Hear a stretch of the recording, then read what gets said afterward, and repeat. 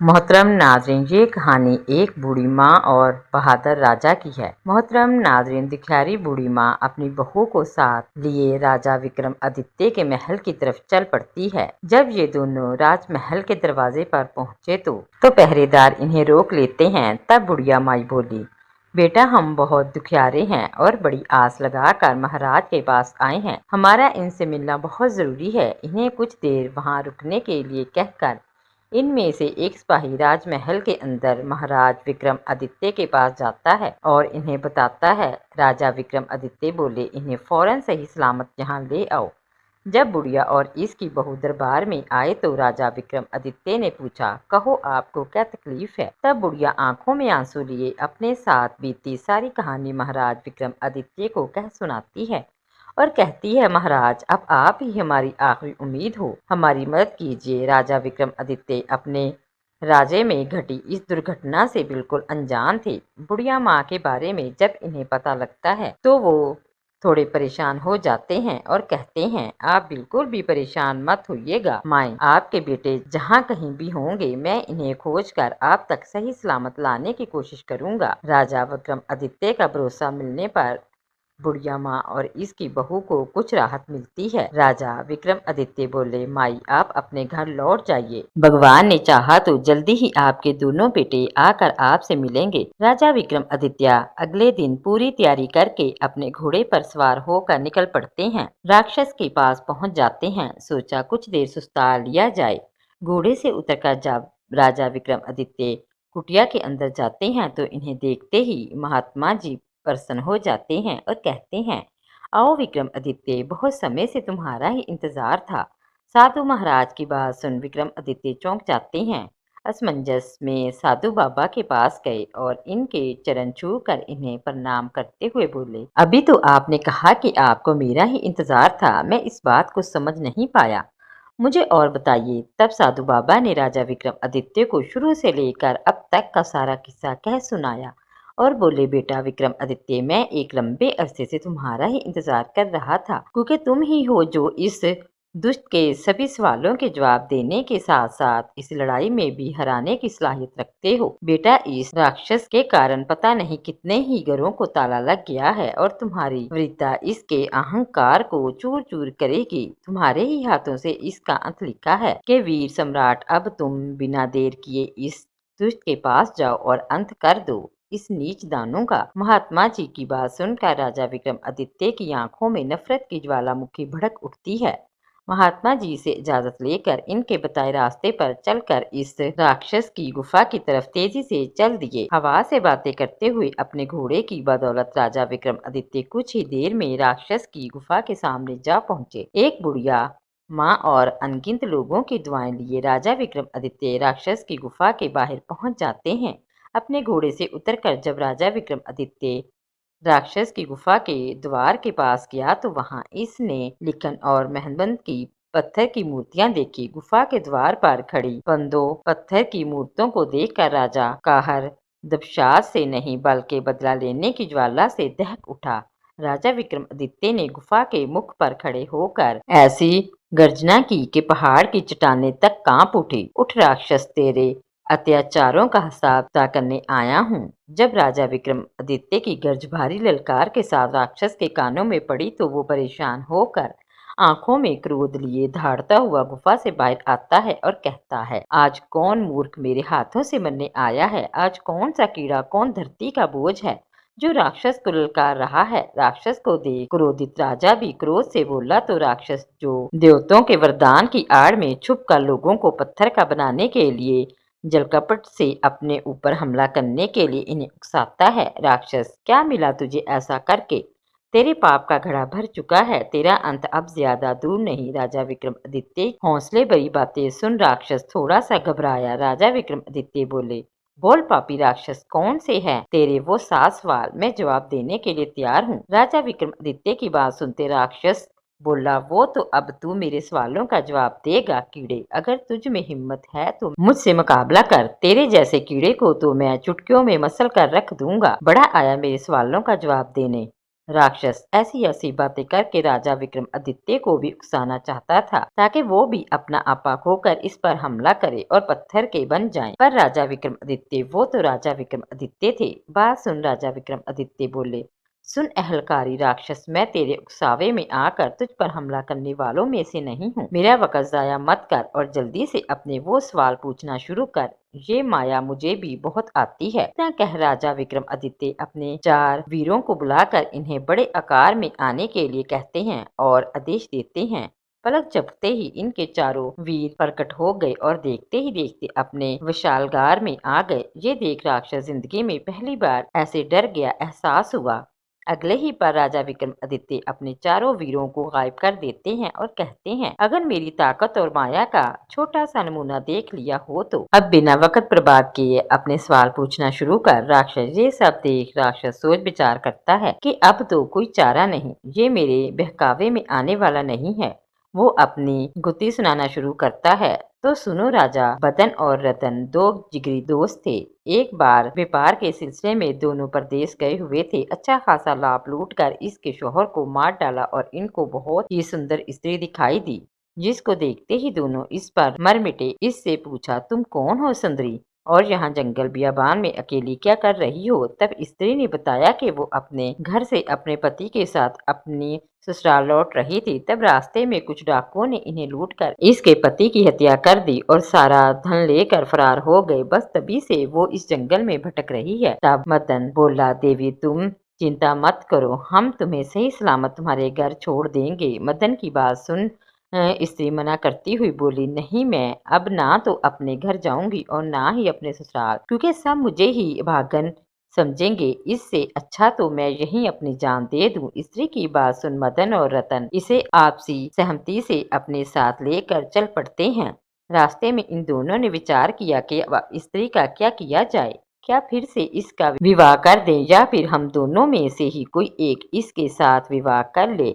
इस आपसी विवाह वाली बात दोनों मित्रों को ठीक लगी। जब उन्होंने इस स्त्री से इस बारे में पूछा तो स्त्री बोली, मुझे तो तुम दोनों ही अच्छे लगते हो। ये सुन दोनों मित्र और अधिक उलझन में पड़ गए। दोनों ने फैसला किया कि पर्ची डाली जाए, जिसका नाम आएगा वही इसके साथ विवाह करेगा। पर्ची डाली गई तो सुंदरी स्त्री मदन के हिस्से में आई। मदन ने इससे विवाह कर लिया और दोनों अच्छे से अपना जीवन गुजारने लगे। समय का चक्कर घुमा और एक संतान होने के बाद मदन किसी दुर्घटना का शिकार हो गया। मदन के मरने के बाद स्त्री रतन के पास गई और धन व्यापार में अपना हिस्सा मांगने लगी, पर असल में व्यापार और धन में मदन की कोई भागीदारी नहीं थी, तो रतन ने इसे साफ मना कर दिया। राजा विक्रमादित्य पूरे ध्यान से राक्षस की कहानी सुन रहे थे। आगे राक्षस बोला, रतन के मना करने पर स्त्री राजा के दरबार में पेश हो गई। राजा ने जब दोनों तरफ की बात सुनी तो रतन के हक में फैसला सुनाया और बोला, रतन की दौलत में स्त्री का कोई हक नहीं है। इतनी कहानी के राक्षस राजा विक्रमादित्य से बोला, बता क्या इस राजा का फैसला सही था? बात सुन राजा विक्रम हल्के से मुस्कुराते हुए बोले, नहीं, अगर मैं इस राजा की जगह होता तो मैं फैसला लेता कि स्त्री को रतन की दौलत में से हक मिलना चाहिए। राक्षस बोला, ऐसा क्यों? राजा विक्रमादित्य बोले, मदन के भाग में स्त्री पर्ची पर इसका नाम आने से आई थी, पर एक लिहाज से वो सहमति दोनों की ही बराबर थी, इसलिए स्त्री को बिल्कुल अधिकार है रतन की सहमति में हिस्सा मांगने का। राजा विक्रमादित्य की बात सुनते ही राक्षस पूरी तरह इनके जवाब से संतुष्ट हुआ। बोला, तुमने बिल्कुल ठीक कहा। राक्षस बोला, ज्यादा खुश होने की जरूरत नहीं, अभी मेरे 6 सवाल और बाकी हैं। राजा विक्रमादित्य बोले, पूछो दुष्ट राक्षस, मैं तुम्हारे सवालों का जवाब देने ही यहाँ आया हूँ। राक्षस थोड़ा हिचकिचा कर बोला, तो सुनो राजा, सिंधुपुर राज्य पर समरवीर नाम का एक बड़ा दयालु राजा राज करता था। एक दिन इसके दरबार में एक बनिया अपने 3 अंधे पुत्रों के साथ आया। सब ने राजा को प्रणाम किया। बनिया राजा से बोला, महाराज, मैं इस समय बहुत परेशानी में हूँ, कृपया मुझे 1000 सोने के सिक्के दे सकते हैं? मैं 6 माह बाद वापस कर दूंगा। ये राजन, तब तक मैं सोने के सिक्कों के बदले अपने तीनों बेटों को आपके पास गिरवी रख दूंगा।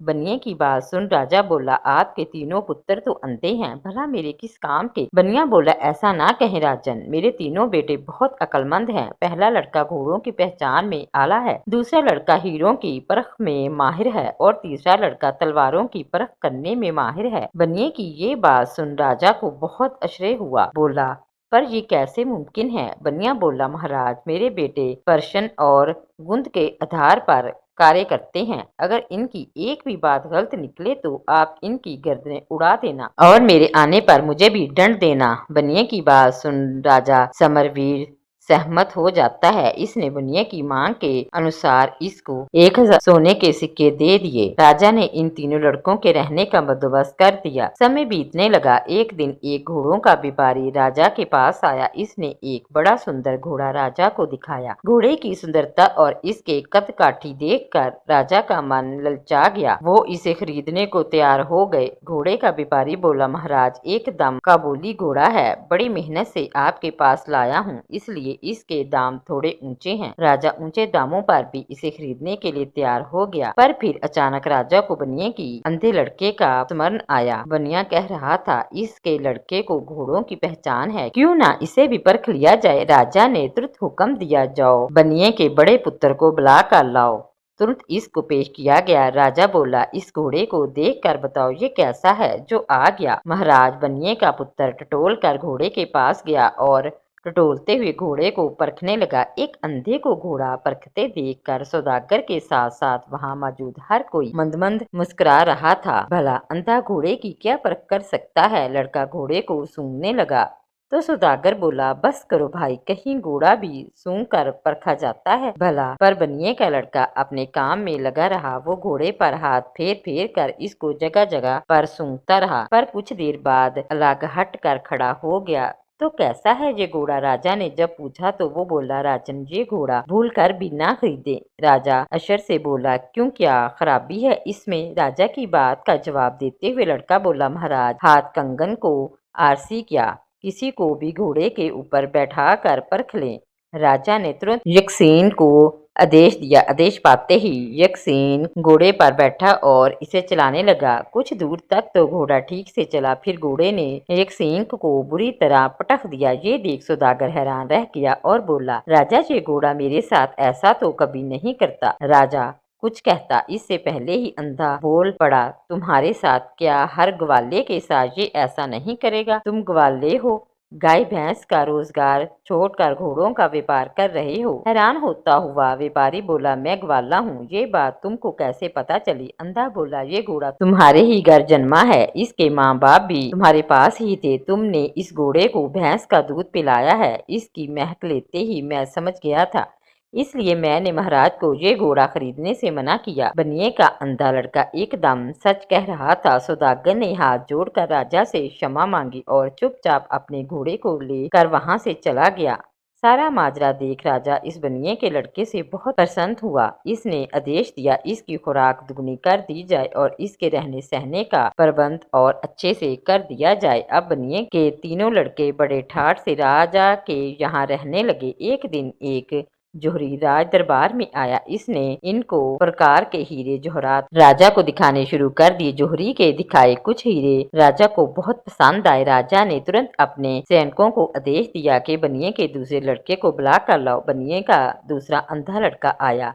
राजा ने इसे अपनी पसंद के हीरों को परखने के लिए कहा। वो लड़का टटोल कर परखने लगा। अधिक सुंदर दिखने वाले जवाहरात इसने अलग कर दिए और राजा से बोला, महाराज आप भूल कर अलग किए गए हीरों को ना लें। अंधे लड़के की बात सुन राजा बोला, क्यों, क्या कमी है इनमें, कितने सुंदर तो हैं। ये अंधा बोला, माफ करे महाराजा, ये बहुत शक्कर हैं, खासकर ये लाल। महाराज ये इतना अशुभ है कि जो कोई भी इसे खरीदता है, जिस किसी के भी पास ये जाता है, इसको बहुत बड़ा नुकसान हुआ है। या तो इनके घर में आग लग गई या फिर सब चोरी हो गया सरकार।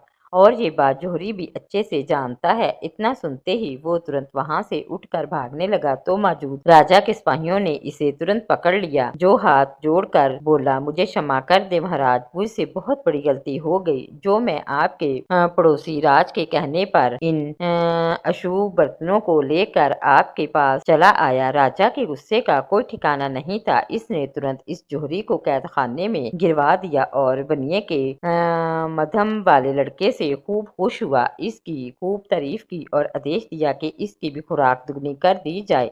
दो अंधे लड़के अपनी अपनी कारीगरी में सफल हो चुके थे। सबसे बड़े वाले ने अंधा होते हुए भी घोड़े को सूंघकर राजा को एक खराब घोड़ा लेने से बचाया, तो मध्यम वाले ने हीरों को टटोलकर इसे अशापत हीरे लेने से बचाया। इसी प्रकार एक दिन राज दरबार में शस्त्र बकरीदा आया और बनिए का तीसरा यानी सबसे छोटा लड़का प्रतीक्षा में संभल रहा। इसने भी सिर्फ काम आने वाले बेहतरीन हथियारों को ही राजा के लिए चुना। राजा छोटे वाले से भी बहुत खुश हुआ। इसने हमेशा की तरह आदेश दिया कि इसकी खुराक भी दुगनी कर दो। कुछ समय बाद एक दिन तीनों अंधे लड़कों का पिता बनिया वापस आ गया। इसने राजा से लिया हुआ सारा राज वापस कर दिया और अपने तीनों लड़कों को लेकर वापस जाने लगा। तब राजा बनिए से बोला, तुम इन तीनों लड़कों के बाप हो, तुम्हारा क्या गुण है? राजा की बात सुन बनी बोला, मैं आदमी की पहचान कर सकता हूँ। इसकी बात सुन राजा बोला, वह अच्छा, तो फिर बताओ हमारी पहचान क्या है? ये सुन बनिया एक बार तो चिंतित हुआ, फिर राजा की आंखों में आंखें डालते हुए बोला,